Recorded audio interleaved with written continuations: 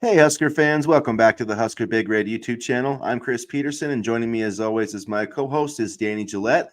And we're back here the day before Thanksgiving, a little bit of an early episode of the Husker Big Red podcast, but we're going to talk some Iowa, a little basketball potentially here. And then also we've got, to start off the day, some great news for Nebraska yesterday on a couple of fronts. The first thing that we know 100% to be a fact, Ty Robinson is coming back for a sixth year. He said that at his press conference yesterday. So huge news for Nebraska. Terrence Knighton, Pot Roast, the D-line coach, said it was like landing a five-star out of the transfer portal. So, Danny, what's your reaction first before we get to Iowa about the big Ty Robinson news yesterday? I absolutely love it. I mean, this was a guy that just 2 years ago we were kind of, ragging on for not reaching his full potential. And, now he's an absolute fixture on the defensive line. We haven't had consistent defensive line play in quite some time. And now Robinson's return helps, make that happen. And we saw, I believe it was Nash Hutmacher's father kind of, respond to the tweet. And so you wonder if Nash is going to be returning as well. Obviously, we don't know that for certain yet, but I mean, having those two back would be absolutely massive for the future of the defense, especially, with so many players already returning next year, based on class, you know, in years of eligibility. Right. Yeah, a lot of guys yeah, should be coming back next year, but getting Ty Robinson back is huge obviously.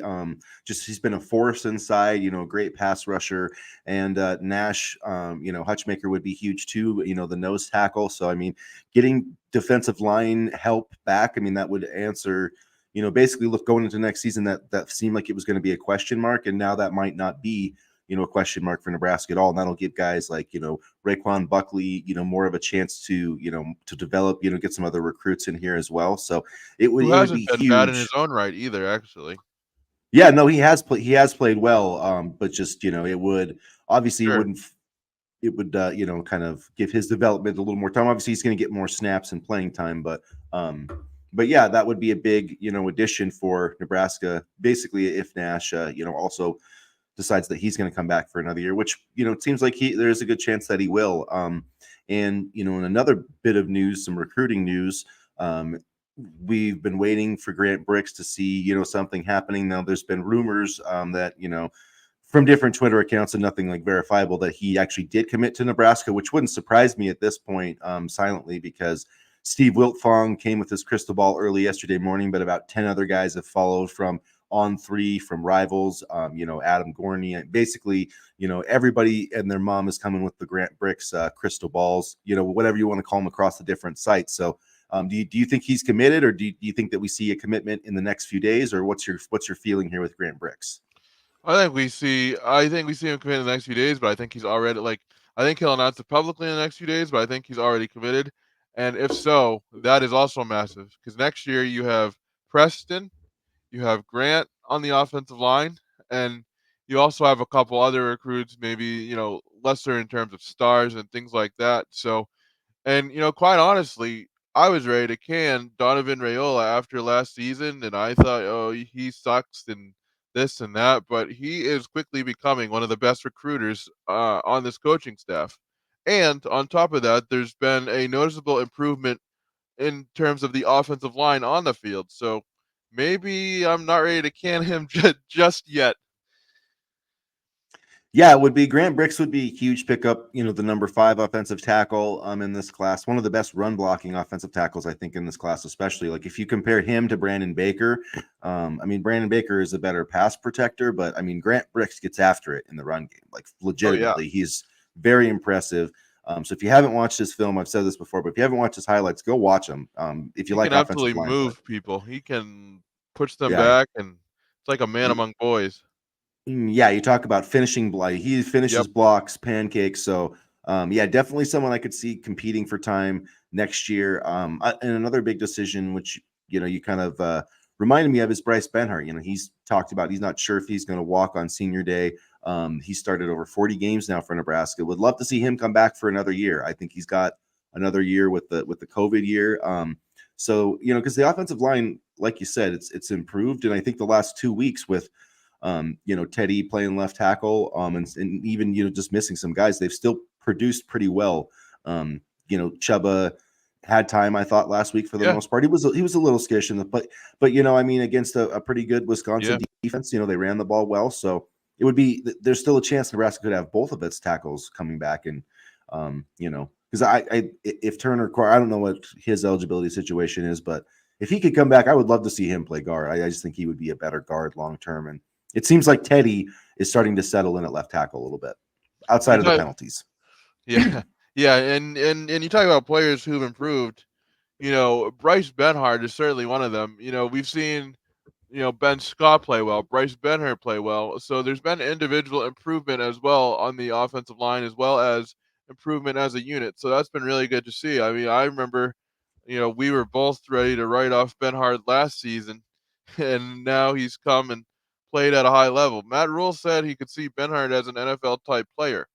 And, I think, and this just kind of reminded me of this now.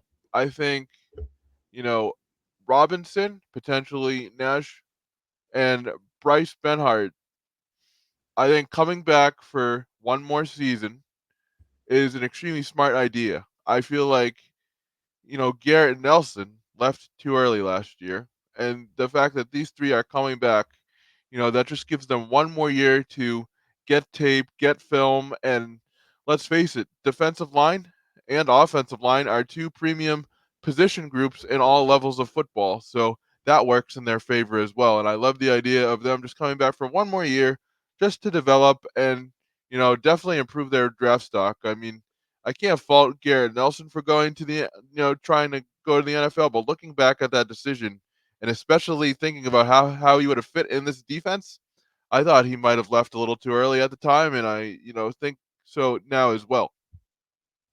Yeah, definitely. I don't. Yeah, it's hard to argue with that one.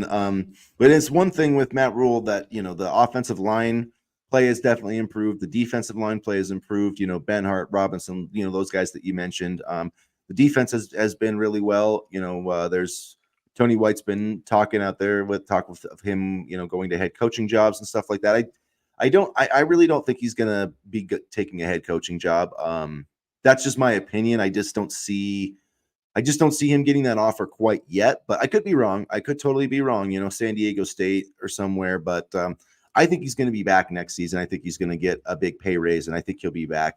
I don't, so I saw someone that say, oh, maybe Ty Robinson, I don't think he would return if Tony White's not coming back, and I just don't see that connection. These guys, they have their own motivations, and so I mean, sure, I'm sure that Ty Robinson wants Tony White back, but I don't think it's I don't think you can look at his decision and say that's a sign that he is going to return. But I just don't think that I don't think the resume is quite there where Tony White's going to get hired quite yet. That's my hope, but you never know. But I do think within the next couple of years, Nebraska's obviously going to have to look at replacing him, and I think Rob Dvorak's probably going to be that guy, in my opinion. It seems like he's kind of an up and comer on that defense. He will get an opportunity to kind of learn under Tony White, and it seems to me when you have a coordinator leave, if you have somebody who can kind of continue, that same system, that seems to be the best way to go. And so hopefully, I think Matt Rule will have a plan for that.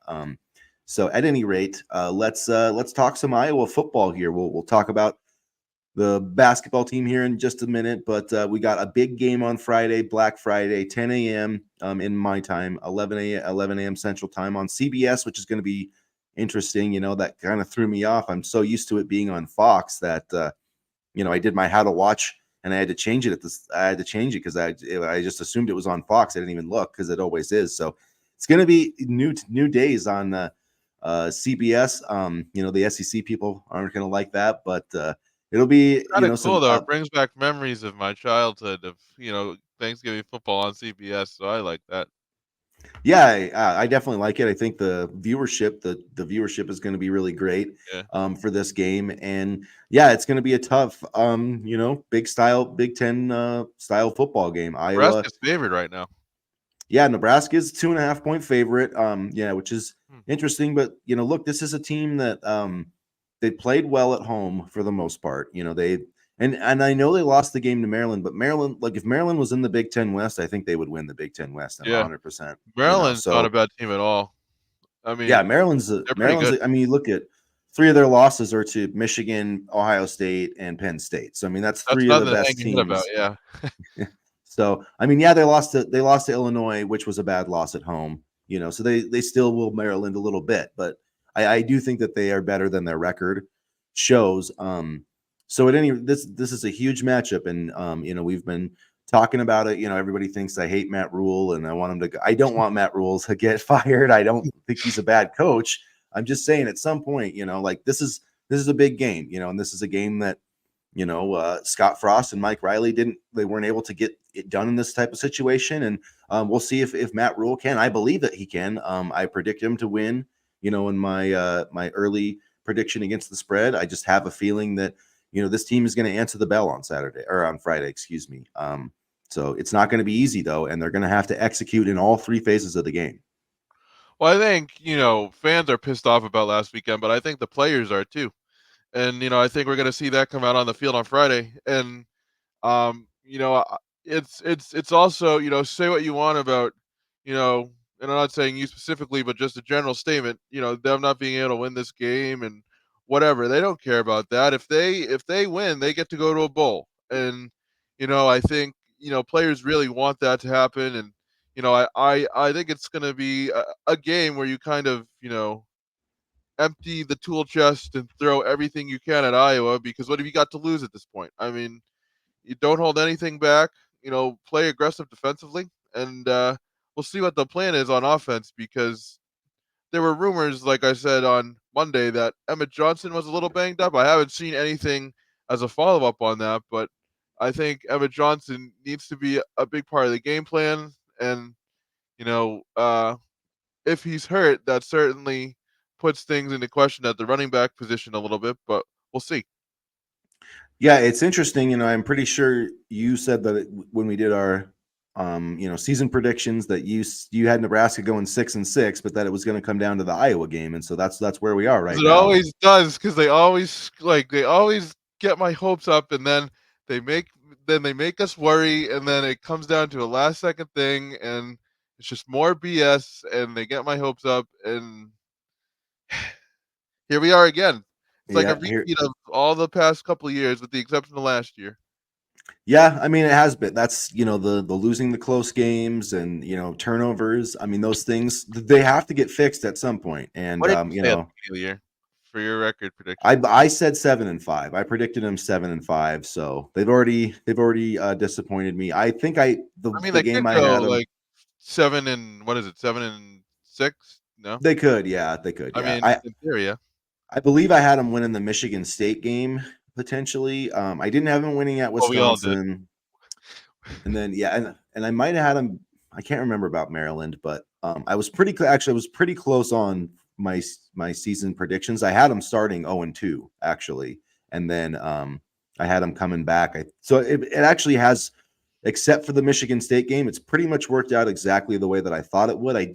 I was hoping that they would be bowl eligible for this game, but like you just have to get over that hump, and it would be such a huge win for them, and I think it would silence a lot of obviously it would silence a lot of critics, and which I think would be a good thing, because I mean Matt Rule has done a good job. I'm not saying that he's been I mean they've obviously won more games than they won last year already, and all the games that they've lost outside of the Colorado game, I mean really they could have won. So it's not like we're not getting like getting bowled over by Wisconsin and Minnesota and all these teams. Like we should have won these games, and so hopefully they'll just figure out a way on Friday, because it's going to be another.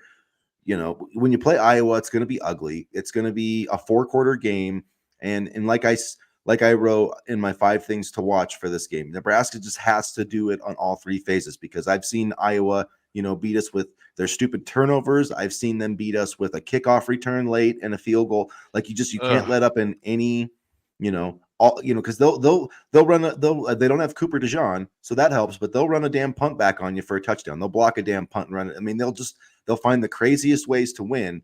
So I think the special teams and just not giving up anything stupid to Iowa, not giving points away. If you get a field goal that's within 50 yards, like you got to make it, Tristan Obano. You just have to in this game, because just points are at a premium, and any points you can get are going to be huge.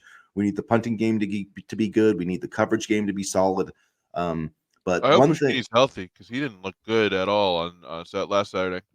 yeah, and injury. He has been dealing with injuries the last couple of years, so hopefully, he can just gut it up and find a way. It's that He's a time of tough. year. Everybody's He's dealing with injuries. Yeah. Yeah, exactly. So they just got to find a way. And you know, this Iowa team, one thing about it is they do take the ball away, but not as much as they used to. They're only taking it away 1.1 times per game. They've only got like eight or nine interceptions all year. So they're not, and they've only got 20 sacks. They're like 12th in the Big Ten. And so I mean, this defense is really good. They only give up 12 points a game, but they're not making as many impact plays as they used to. And I think that favors Nebraska, especially with Chubba Purdy at quarterback, because he's done a pretty good job of taking care of the ball in these last 2 weeks.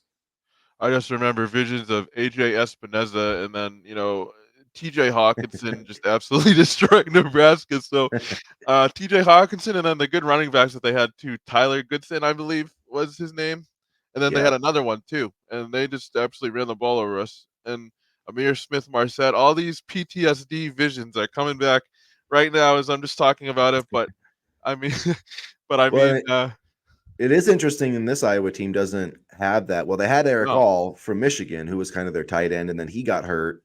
So they don't really have that, like they had Laporta last year, who's dominating for the Detroit Lions. And so, yeah. yeah, it's interesting that they don't, but they do have a guy that I'm going to tell you guys to watch out for is Caleb Brown. He's only got like 20 receptions this year or whatever, but this kid was a former top 100 recruit. This is actually, I thought he was the best pickup Iowa had in the transfer portal this year. He had 7 catches, I think, either against Rutgers or last week. I was just kind of looking over the numbers, but this is a kid that can play, and he's a slot type receiver. You can get him the football quickly, and he can make things happen. So watch out for Caleb Brown. And another thing is Deacon Hill has started to play better. I mean, he actually threw for 230 yards against Rutgers, which is a pretty good defense. He's got 5 touchdowns and 5 interceptions. So, I mean, he's not setting the world on fire, but he's not. I mean, when he started, there was like a stretch there. He was completing like 30% of his throws. So he's actually playing like, decent football lately. Not great or anything, but Iowa's offense has actually looked like an offense that can move the football forward the last couple of weeks. So don't just think that they're terrible offensively. They do have some guys that can move the football. The most points I've scored in the last 4 games is 22, and that was against Rutgers. So they're not an offensive juggernaut. They have been moving the football better, no doubt. But I mean, in that aspect, I think it's a very winnable game. I mean, because Mhm. we're not exactly the offensive juggernaut ourselves. We're not the greatest. We're not the greatest show on turf. No, not quite, not quite.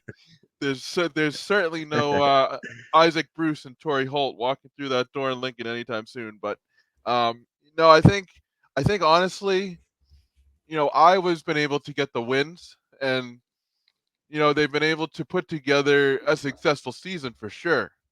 But I don't look at it and say, oh, they're ranked. They're going to be impossible to beat. We have an incredible challenge ahead of us. It's going to be challenging because it's a rivalry game and it's Iowa, and they are a fundamentally sound football team. But from a talent standpoint and an overall, offensive production standpoint, even with them playing better, I'm not seeing this as a game where we get blown out. I'm seeing this as a very close game that could, I don't even want to say this, but come down to the last possession. Well, I was just going to say I'm not sure Iowa can blow anybody. I mean, they did beat Rutgers like 20 to I think like 20 to nothing is the most Iowa. That's like might as well be 22 to 50 to nothing. Yeah. nothing. Yeah, so that's as bad as you can lose to Iowa about. I agree. I don't think it's going to be that. I think it is going to be a fourth. I mean, it always is. It seems like it always is. Last year this team found a way to win though. And it wasn't for a bowl game or anything, but that was still a great win, and it would be awesome, to win this game for a couple. One thing I predicted at the start of the season is I thought that Nebraska was going to end that losing streak against ranked teams this year, and guess what? We got a chance to do it on Friday. We got a chance to clinch bowl eligibility on Friday. We got a chance to. So there's a lot that can happen Yeah. if they can, and there's just a lot of, like they can just release a lot of tension if they win on Friday. Just imagine like it's going to be, people are going to be like, Nebraska's going to the college football playoff or something if they can just get to a bowl game. And like, I That's gonna want be that to you. be, That's yeah, gonna be you, probably. and you're gonna have the fans on your side this week as opposed to last week.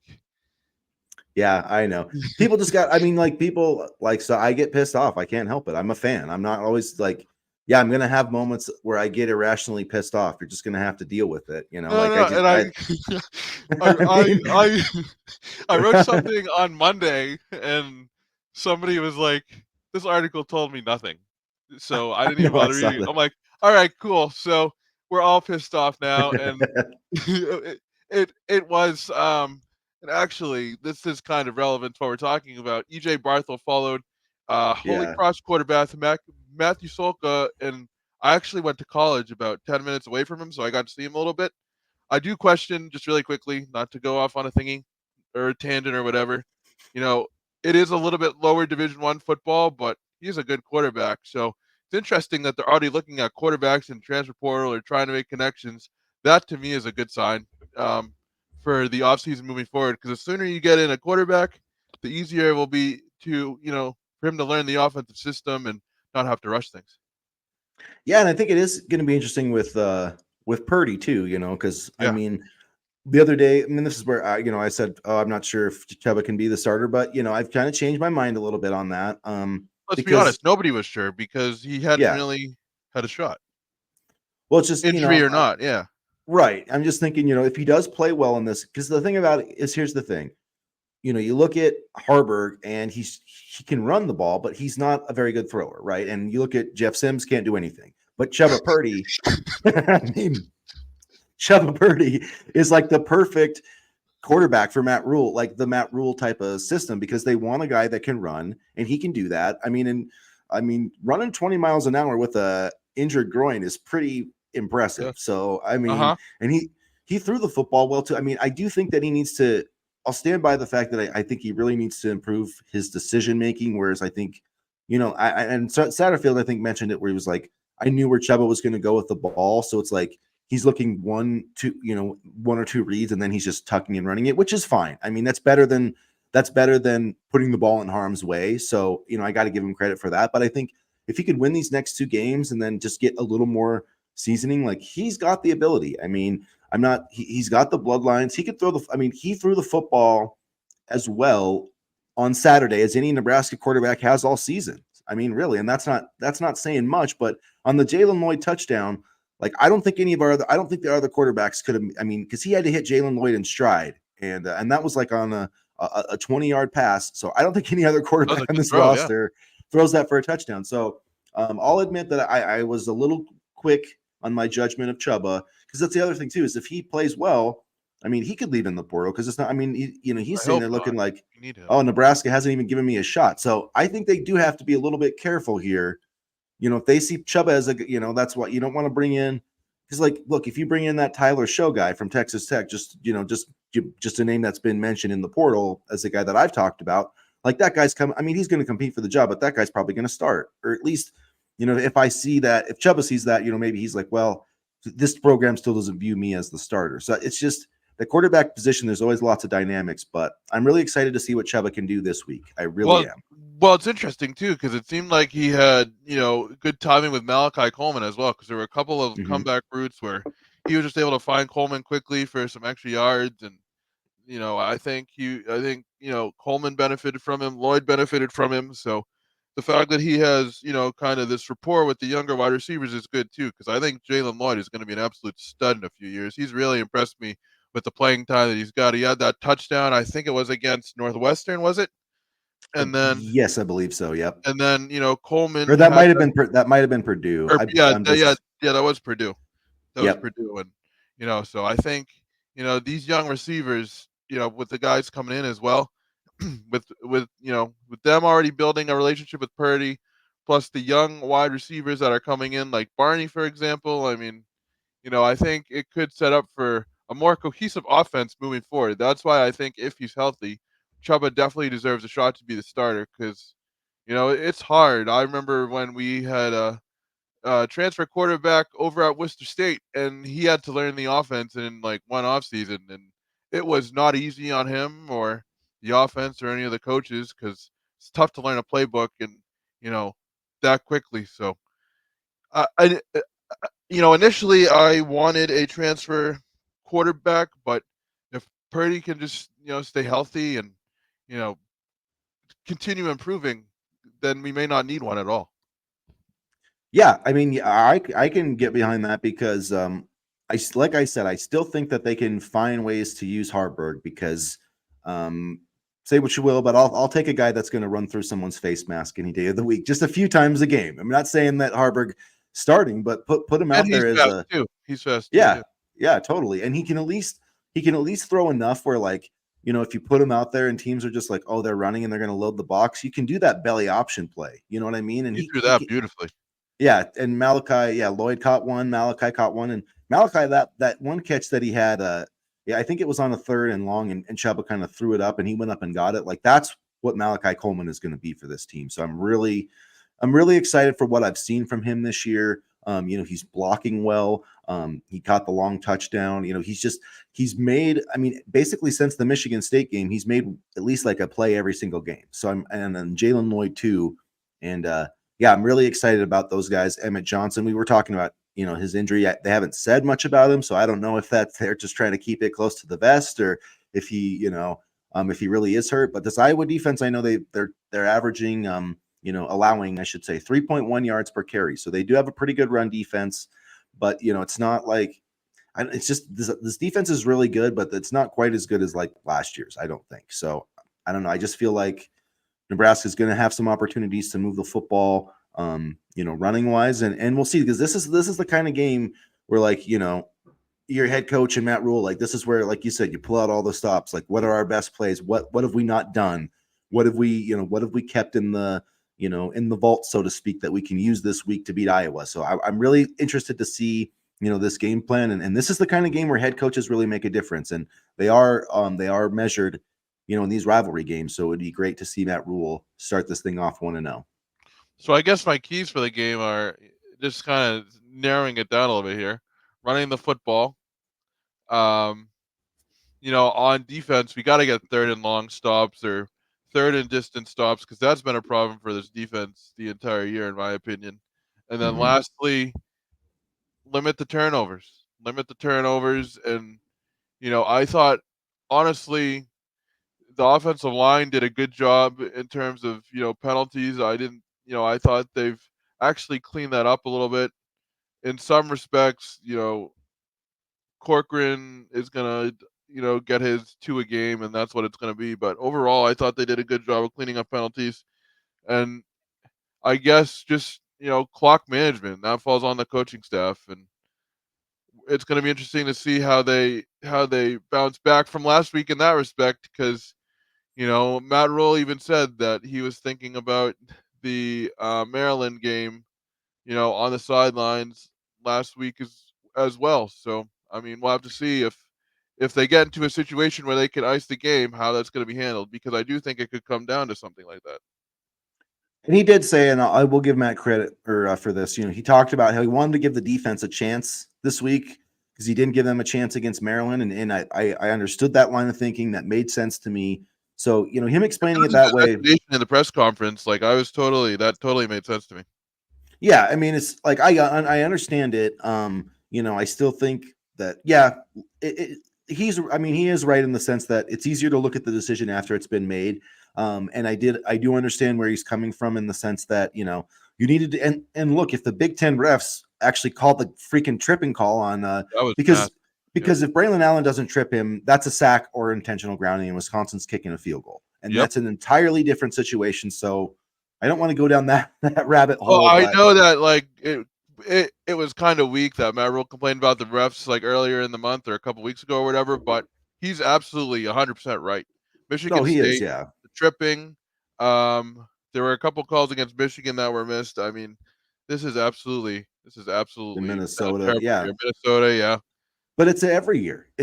I mean, we talk about this every single year. And I bet if you went to every single Big Ten team, I bet they all feel the same way. I mean, so Yeah. there's one thing that Big Ten fans are like unanimous about. It's that the officiating sucks and that we all deserve better. I mean, really. I Yeah. mean, No, that what is I, a Yeah, right.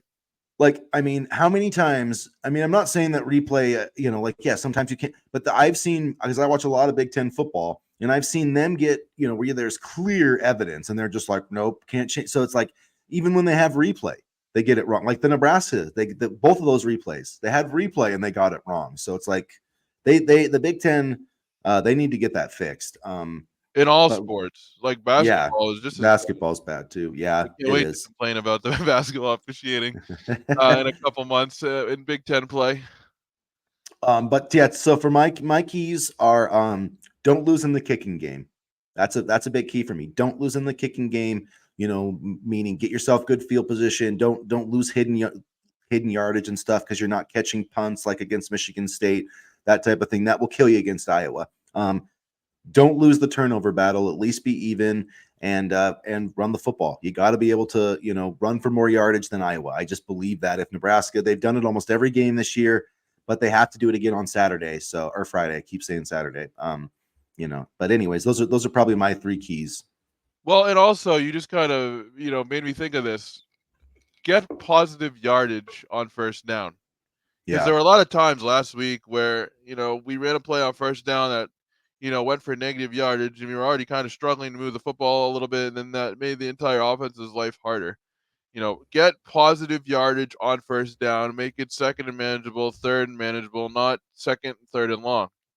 And, I think what they do on first down and the play calling on first down is going to be crucial too, because we just saw too many times last week where they were already put in a hole because of, the poor play calling on first down. Yeah, first down, that's going to be huge. Emmett Johnson and Anthony Grant and those guys. And, I wouldn't mind seeing a little more, especially with Chuba, some more play action, catches, maybe, I don't mind throwing on, off schedule on first down a little bit more. So we'll see. But we'll talk hoops here in a second. Let's get to our predictions. I did put out a prediction on HuskerBigRed.com earlier this week, and I'm going to stick with it, but I'll let you give your prediction here first, Danny, and then I'll give mine. 20-17 Iowa. 2017 Iowa. Okay. I'm going, I just, I don't have any reason for it. I just have a feeling that this team is finally going to get the job done. I think that Tristan Alvano is going to make a big kick, and I think he's going to make 3 of them, and I think Nebraska's going to eke it out 16-13, and we're going to clinch our bowl game on Friday. And to Tristan Alvano's credit, he did nail the field goal that sent us into overtime last week. So for all that we've been kind of disappointed in some ways with his performance, he did make that big kick in overtime, and he's an 18-year-old freshman. I know people hate that excuse, but that does make a difference. Well, I mean, he missed that one. He missed Yeah. one other important kick that I remember, but he came back the next week and he was big. So if he gets a chance this week to make a kick to win this game, I have 100% confidence that he will deliver. I Absolutely. am not worried about Tristan Albano at all. No. And I'd rather see a kicker grow into the program and us stay with one kicker and go through the lumps that go along with it than to have to keep going to the transfer portal or whatever for kickers like we were a couple Yeah. years ago. Yeah, Tristan Albano is not our problem. He'll be fine. No. And Ed Foley might be our problem, but that's well, another it's story just, for another day. I don't know. I think they need to find a return guy. That's Yeah. I think it's not all been, because there has been the coverage has been great. The coverage units have been great. So let's give Foley credit for that. I don't think they've given up like a blocked punt or kick or anything. So I mean, it's not like there's No, been, and that used to be a Nebraska staple at least. yeah. So it's like it hasn't been catastrophic. But just when they lost Ramir and then they lost Billy Kemp, that really hurt the return game. And I think they went a little too conservative with it, and they learned their lesson on that one. And they just, it hasn't been as good the past couple of weeks, but we'll see if they can get a return guy. I think that Foley will be okay. Has there been any updates on those JUCO wide receivers? I think his last name was Demas. No, so Demas he would is be a perfect returner. Yeah, so he hasn't. There hasn't been any talk about him since Nebraska offered him. He's supposed to visit for the side game. Trey Richardson is visiting, and he is kind of the he's a return specialist. He is a receiver, but he's the JUCO guy that's more of just a return guy. So he's visiting this weekend. They got to get him. That would just be great to have somebody that they can put back there. I mean, it's been since DeMornay Pearsonell that we had a true dynamic kicker Yeah, this punt isn't returner. a one So coaching staff problem. This is a year's problem yeah, of not having a kick so returner. so that would be. I'm hoping that Trey Richardson can be the guy there. So Yeah, absolutely. and then lastly, let's shift away. Let's talk a little bit of hoops. So your pregame, I should say, your appetizer for Thanksgiving for the Iowa game. We got Duquesne's tonight from the A10. They won their league last year. They're 83rd in the Ken Palm. So this is our toughest matchup, our first top 100 matchup of the year. 7 p.m. Central Time tonight on the Big Ten Network. But man, this basketball team so far has been looking like an NCAA Yeah. tournament team. Yeah, they have, and you can tell that they've kind of figured out the formula, and now it's a very realistic possibility that they could be playing in March. I mean, they're getting production from not just one guy, but every single guy on the floor, and not only that, but they're playing well as a team, and that makes a big difference in how obviously the team performs, and also people want to say, oh, this is not a tough schedule. They should win these games. These games mean nothing. Well, 2 or 3 years ago, we were losing all the November games. Even last year, we struggled in November. So, I mean, these wins could make a difference between an NIT tournament berth for starters, and missing out entirely. Because if we started off this well last year, we would have been in the NIT. Definitely. I mean, and yeah, a chance to get to 6-0 and another quality, another quality opponent. Oregon State, it's a nice win, and this Duquesne's team is a really solid team, and they've got, it's going to be interesting. The defense is going to be tested in the backcourt. Day Grant is an all A10 guard, averaged 20 points per game last year, and basically shoots 35%. Jimmy Clark is really playing well. He's averaging 17 points a game. Those are kind of those two guards, and so yeah, we'll see. I mean, Jamarcus Lawrence has been spectacular with his defense. Casey isn't known as a defender, but he's actually improved a lot this year. He's really Fred was right in the sense that he's really bulked up, and all in all, I love this defense and the shooting. What I really like about this team and what gives them an advantage tonight, I think, is just all the front court. Bryce Williams, Rink Mass, Juwan Gary's playing spectacular. So a lot of depth, but Huskers are a 7-point favorite. Give me Nebraska tonight. I think we're going 6-0. I agree, and you make the point about Casey being a good defender. Last year that was one of the things that we thought he needed to improve on in order to make the NBA. And if he keeps that up, that good defensive play up, then I think, that definitely helps his stock continue to rise. And this is the best group that Fred has had, and they're not wasting their opportunities to this point. And if they can, have a nice little stretch in November where they maybe only lose 1 or 2 games, and I'll definitely take that. I think honestly, this would be the best start since the last season that Tim Miles was head coach, because I think they started 9-2, and then the wheels kind of fell off the wagon. So Yep. Yep. So it'll be a chance to get another big win tonight. We'll wrap it up here, you guys. So if you haven't already, make sure you hit the subscribe button. Help us out there. Get into the comment section. Hit the like button. Share it with your fellow Husker friends. And we'll be back. We'll shoot for what, Saturday morning, Danny? Do a little yeah, post game chat probably. on Saturday morning. Yeah. So either we can revel in the bowl game and talk about that, or we can get into the offseason talk a little bit early. So I either love way, off-season talk, honestly, all the yeah. recruiting and stuff. This is kind of my favorite time of year too, because I just love the glimmer of hope before it inevitably comes crashing down. Well, So, yeah, and so we'll be here for all of that. We'll definitely follow Husker Big Red. We're going to have a lot of content coming up this off season. But come check us out on Saturday. Join the chat, and we can either celebrate together or we can look forward to the off season together. So either way, as always, guys, go Big Red. go Big Red.